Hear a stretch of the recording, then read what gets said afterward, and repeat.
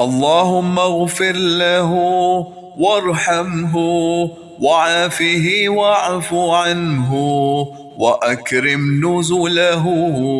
ووسع مدخله واغسله بالماء والثلج والبرد ونقه من الخطايا كما نقيت الثوب الأبيض من الدنس، وأبدله دارا خيرا من داره وأهلا خيرا من أهله وزوجا خيرا من زوجه، وأدخله الجنة وأعزه من عذاب القبر وعذاب النار.